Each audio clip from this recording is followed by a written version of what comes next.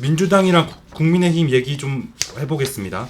민주당은 원내대표 선거를 했고 김병기 원내가 당선이 됐죠.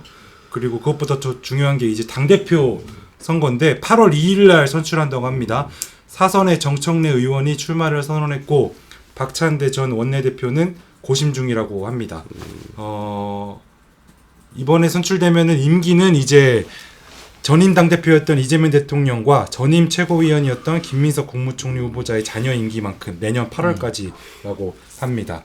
민주당 차기 당대표 어떤 분이 될지 이번에 의원님 말씀 좀 들어보겠습니다. 저는 정청래 최고가 될 가능성이 높다고 봅니다. 네. 그렇게 되면서 전체적인 모양이 예. 정부는 중도 보수 지향형으로 우산을 크게 펴고 예. 통합의 정부로 네. 당은 개혁의 선명성으로 정체성을 강화하고 투트랙. 그렇죠. 아마도 이런 식의 국정의 어떤 그 당정 관계가 짜여지지 않을까? 네. 전체적인 큰 그림을 예상해 보면 그래요. 아하. 그렇게 되면 정청래 쪽으로 무게를 둔다면은 예. 아마도 친명 개혁 인사들 위주로 될 가능성이 높다. 어디가요? 당내가? 민주당이. 네, 네. 예, 주요직이라든지 네. 이렇게 하면은 이제 중도 보수 행보를 걷는 정부와 상당히 그 비견되거든요. 그러면서 당은 개혁, 정부는 통합. 이런 쪽에 어떤 그 색깔 차이를 좀 보이면서 보완 역할을 하지 않을까. 이게 전체적인 모양 같아요. 알겠습니다. 어떻게 보십니까? 저는 둘 다 이렇게 썩 집권여당의 당대표 자격이 되나 의심은 하지만 자격. 근데 그냥 나오는 얘기를 보니까 예. 주류가 그냥 지금 박찬대 밀고 있지 않나. 당 주류나 저쪽 정권 주류에서. 박찬대를요? 박찬대 원내. 그러니까 예전에 이 최고위원 선거 때 정봉주 씨가 이 당원들 인기를 얻고 선두 달리다가 당 주류 이재명 대표 주류에서 쳐가지고 김민석으로 바꿔치다 버리지 않았습니까? 예. 네, 나는 그런 지금 흐름이 좀 자꾸 보이니까. 예. 어차피 정권 초기에 당대표 선거는 대통령실이 자주주할 수밖에 없습니다. 그거는 어쩔 수 없어서. 그래서 지금 흐름은 그냥 박찬대로 가는 흐름 아니냐는 거예요. 예, 당원들의 의사 관계없이. 굉장히 소수 의견을 내주셨습니다. 전 지금 거의 대부분 정청래 의원 쪽으로 분위기가 가는 모양새인데 어떻게 보십니까? 글쎄 항상 이변이라는 게 있으니까 그런 여지들은 봐야겠죠. 예. 그런데 일단은 경력이나 조직 면에서 보면은 정청래가 조금 어떤 그 발광체로서의 어떤 힘은 더 좋죠. 예. 박찬대 원대 같은 경우도 지금 3선이긴 합니다만은 네. 아무래도 조금 자율성이 떨어지고 네. 이런 면이 있기 때문에 역설적으로 대통령의 직할 체제라면은 나을 수는 있겠죠. 그 말씀에 동의하세요? 대통령과 더 가까운 쪽은 정청래보다는 박찬대 원내다. 요런 근데 예. 이게 네. 이재명 정부도 그럴까? 그러니까 예. 이게 뭐냐면은 국민의힘의 친윤 몇 명 있잖아요. 그죠. 쌍권 같이 대통령을 항상 에워싸는 그 간신 그룹들 있잖아. 있습니다. 이게 몇 명 딱 뻔하다고 보이죠? 정해져 있거든. 근데 민주당은 그럴까? 제가 보기에는 그렇게 핵심 그룹들 이렇게 이너 서클 같은 존재가 잘 안 보여요. 여긴 좀 스타일이 다른 것 같아요. 그래서 또 원내 모든 선출에도 왜 당원 20% 반영하고 이상한 제도들이 많잖아요. 예. 이렇게 보면은 조금 대중성 있는 사람이 더 유리하지 않을까. 아하. 네. 난 그런 생각이 드는데. 아마 그 정청래 씨에 대한 지지층은 이제 열광하는데 예. 또 반대층이 또 이제 이게 좀 부담이 될 겁니다. 정청래라 그러면 또 완전히 학을 떼는 그게 있기 때문에 민주당 내에서 이게 집권 여당 초기 시절에는 민주당 바깥에서 하는 사람들이 박찬대에 대한 사람 잘 모르잖아요. 이거 아니라. 근데 정청래라 하면 아마 그냥 학을 떼는 사람들이 많으시죠. 그게 좀 부담될 수 있을 거라는 거죠. 집권 초기에. 예. 그렇지. 대통령실에 오히려.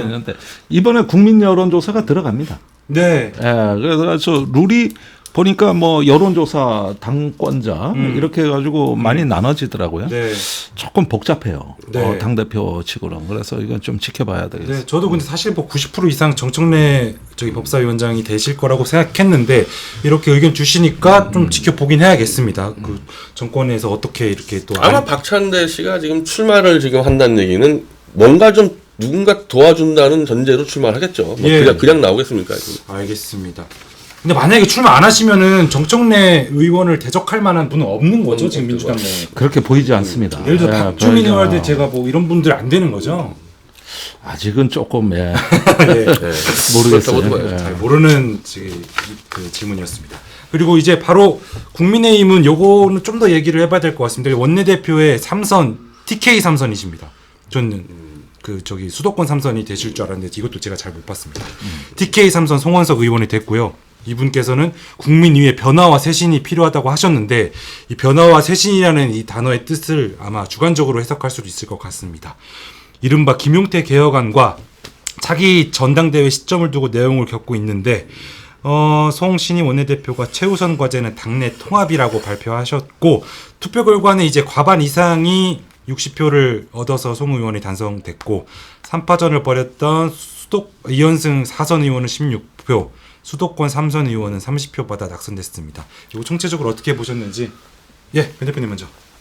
일단 난 저 개파 얘기하는 게 굉장히 웃기긴 한데 저 사람들 얘기하는 게 뭐 친윤계하고 친한계가 붙어가지고 친윤계가 이겼다 그러는데 그렇게 보죠. 내 눈에 도대체 한동훈과 윤석열이 무슨 차이가 있는지 모르겠는데 같은 검찰 정치하고 같은 조작 수사 인간들인데 거기서 뭘 개파를 나눠집니까? 아하. 근데도 그 사이에서 지금 이런 이제 뭐 당이 좀 없어지기 직전 아닙니까? 지금 민주당에서는 저거 이제 내란으로 이제 대통령 처벌되는 당은 없애버리겠다는 건데 그런 찰나에도 또 TK 3선이 나왔다는 얘기는 배가 불렀다는 얘기입니다. 배가 불렀다는 얘기고 그냥 TK에서 버티면은 뭐라도 먹고 살 수 있다. 망해도 뭐 망한 그때까지 먹고 살 거 있다. 저걸 보여준 거예요. 어떻게 지금 상태에서 TK 3선 의원이 더군다나 친윤계가 나옵니까? 난 친한계도 말이 안 되다 보지만 장외에서 끌어오든지 해야죠. 배가 불렀다. 근데 아마 저는 당대표 선거 똑같이 갈 겁니다. 그게 41% 지지율의 한계예요. 그러니까 아마 그거보다 30%대 나왔으면은 진짜 혁신 바람이 좀 불었을지도 모르는데 적당히 먹고 살 만큼 지지율을 그러네요. 얻으니까 이런 결과까지 이어지는. 그래가지고 이 창조적 파괴라는 말이 있지 않습니까? 그 혁신의 시작 아닙니까? 맞습니다. 그런데 이게 애매한 표. 그러니까 이게 TK 3선 뭐 했는데 1차 투표로 과반수로 훅 넘겨 60% 얻어가지고 60석 얻어가지고 넉넉하게 됐어요 이게. 그래서 당분간은 아마 이 시스템으로 크게 혁신 얘기가 조금 잠잠해지고.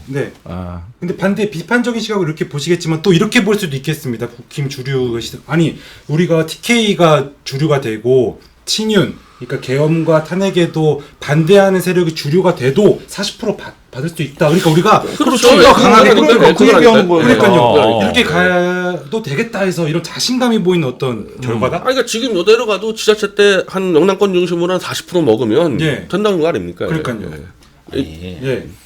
이번에 이준석 표까지 계산하면 다음 대선 또 0.5% 싸움입니다. 그러니까요. 이게 천지개벽을 해도 이 구도는 안 바뀌었어요. 그러니까 바둑으로 얘기하면 반집 승부입니다. 반집 승부. 이 구도는 그대로 가니까 오히려 해볼만 하다고 보는 거라. 그런데 왜 혁신을 하죠? 왜? 그리고 지금 와서 뭐 김용태 비대위원장의 오히려 힘이 더 빠지는 양상이기 때문에 빠졌죠. 이거는 도로 TK다. 도로 TK다.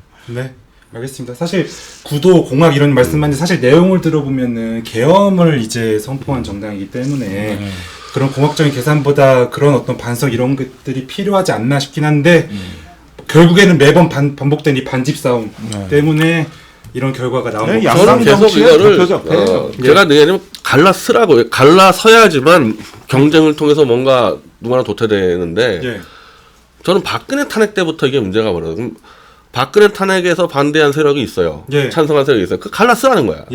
갈라서가지고 진실을 얘기해가지고 선택을 받아서 누구 하나가 결판이 나야 되는데 일단은 다 같이 뭉쳐가지고 영남권 중심으로 스크럼 짜고 있으면은 일단 다 같이 먹고 사니까 서서히 이게 죽어가는 거죠 이렇게 되면. 필요할 것 같습니다. 그러니까 이게 참 불행한 일인데요. 지금 국민의힘에서 이제 그쪽의 유튜버들이나 착각하는 건 뭐냐면은 지난 총선도 5%밖에 안 졌다. 뭐가 참패냐. 뭐 이런 말들 삑삑해요. 맞아요. 근데 이분들이 모르는 게 있어요. 이제는 전국이 서로 단일한 선거구처럼 이렇게 평평해지고 있기 때문에 총선에서는 3%만 이겨도 180석이 가능해요. 맞습니다. 5%면 어마어마한 차이입니다. 지금 이거. 그런데 그럴 때도 현실 부정을 자꾸 하시는 거야. 이걸 자기들 정신 승리라고 보는 거거든요. 그리고 이번에 41%에 오히려 고무됐어요. 이렇게 되면은요. 사실 다음번에 어떤 그 혁신의 보수로서 조금 뭔가 새 출발하는 길은 점점 멀어지는 거. 예. 이게 저 끓는 물에 죽는 개구리 신세 되는 겁니다, 그거. 예. 그때 그 저기 단절했고 새 출발할 기회를 놓치는 거고. 맞습니다. 아이, 난 이런 거 보면 좀 안타까워. 저도 그게 우려됩니다. 아이, 안타까워요. 그래서 그럼 좀만 더 당대표까지만 전망해 보시죠. 네. 뭐 이제 바로 친한 뭐 김문수 후보 쭉 나오는데 당대표는 어떻게 될 것 같습니까? 아니 이번에 의원들만 선거에서도 거의 분포가 예. 뭐 압도적으로 TK 친윤이 이겼다고 봐야 되거든요. 그러니까요. 그러면 또 마찬가지죠 당대표로 똑같은 결과 나오겠죠. 똑같은 그러면은 결과. 예. 뭐 김문수 후보?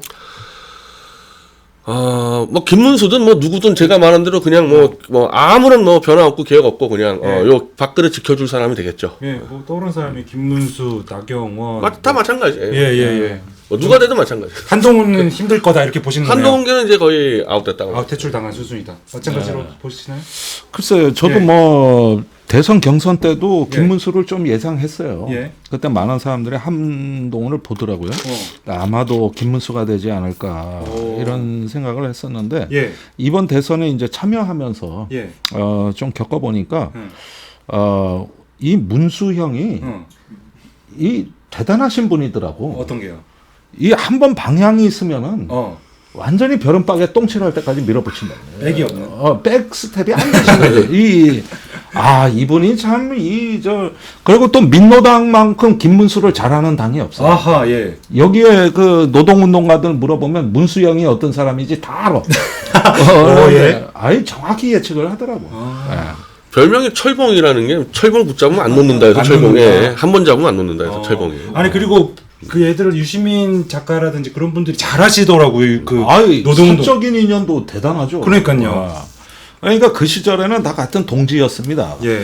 근데 저도 뭐 이렇게 당내에서 물어보니까 다 인연들이 있더라고요. 아하. 그래서 김문수에 대해 전 후보에 대해서는 다들 좋게 말하기를 꺼려해요. 이 애증이 너무 깊어.